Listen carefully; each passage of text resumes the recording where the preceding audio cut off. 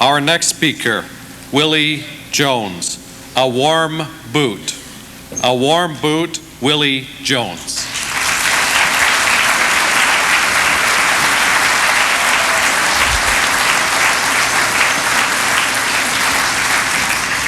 I want to come out to the beginning of this stage so everyone can take a good look at this guy. Last year, in early 1996, I got my letter from the AARP. You know what I mean, don't you?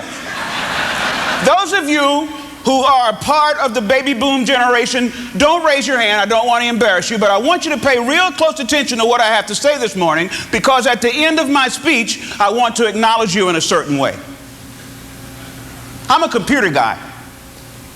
And one of the most marvelous things about a computer is something we call a warm boot. Those of you who have computers, you know what I mean. When your computer is working real good and all of a sudden it stops, and you start pushing on the keys and nothing happens, and you shake the screen a little bit and nothing happens, and you're afraid to turn it off because you don't know whether it'll ever come back on, you call a guy like me. And I gently work you through a little thing called a warm boot. I said, take your hand and put it on the key that's called control. And then put the other finger on the alt key. They're right close together. And then touch the delete key. And when you do that, it takes a while sometimes to get people to do it all at once. But once they do it, the computer magically powers itself down, but it doesn't cut off. It checks its systems out, and it comes back on, and in the telephone, I can hear this sound that goes, boom. And that lets me know that everything is fine. That sound is, boom. Remember that. Fellow Toastmasters, Mr. Chairman, I have become a radical baby boomer.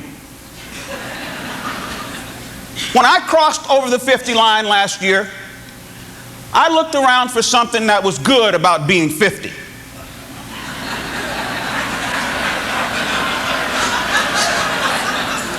I found absolutely nothing. Well, wait a minute.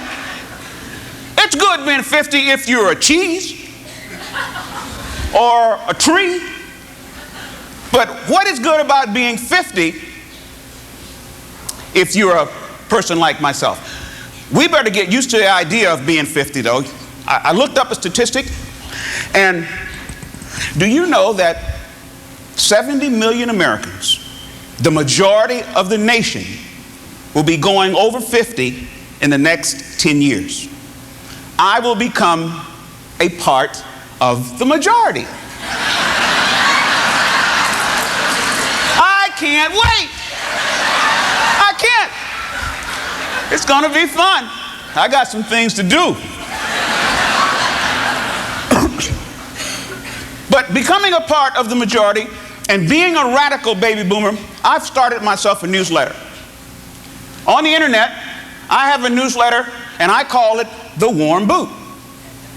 I address it specifically to baby boomers because what I want to do, and what I've been doing, is to try to get baby boomers to understand that being over 50 is not the end of the world. One of the things that I found by talking to my fellow boomers is that when you get over 50, rather than looking forward, you start looking back. And you start saying to yourself, there's a lot of things that I intended to do and I didn't get them done.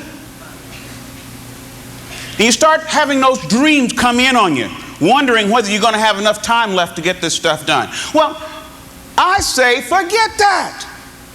What I did, once I got over the depression of getting that letter, I had a garage sale. I opened my closet and I pulled all of those dreams out of there and I took them out into my yard and I had a garage sale. I had some things. You probably got some of these things in your closet. I had about 5 cases of SA8 soap. 3 business startup kits from my days in multi-level marketing. You got them. Don't tell me you don't have them. I know you got them. I didn't sell those things. I gave them away. I had a pair of roller skates, the ones with 4 wheels on them. I still had them. And in my garage itself, I got one of those Nordic track things, those monstrosities. You remember those when it first came out, the guy on TV doing this, and we all rushed out and bought that thing and brought it home, and it filled up your whole living room? And I did about 3 courses around it, and it's been sitting there since. I gave that away. In my newsletter, I tell baby boomers, here's some things that you need to do. Now listen close. Don't take yourself so seriously. That's the main thing that I say to baby boomers. Don't fear failing. Failure is not fatal. As a matter of fact, the way you should treat failure is like the preacher did when he gave his first sermon before the big preacher in the church one day. And the sermon was really bad. And the preacher got up, the right reverend got up and told him that wasn't very good. And he humiliated the young preacher in front of the whole audience. And the preacher said, I'll do better next week. And the next week he came in and he gave his second sermon. And he remembered being humiliated. And he said, I'm not going to fail this week. He said, my fellow parishioners, I can fail. You can fail. And the Monsignor can fail.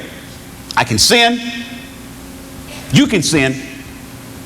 The Monsignor can sin. I can go to hell. You can go to hell.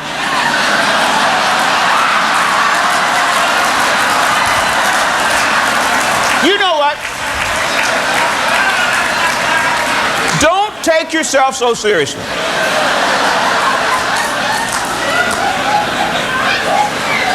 You know, the number of people who are going to attend your funeral will largely be determined by the weather that day. Take it easy. Live your life full of fun. Just because you grow up don't mean you have to grow old. Those of you who are baby boomers, let me hear you go,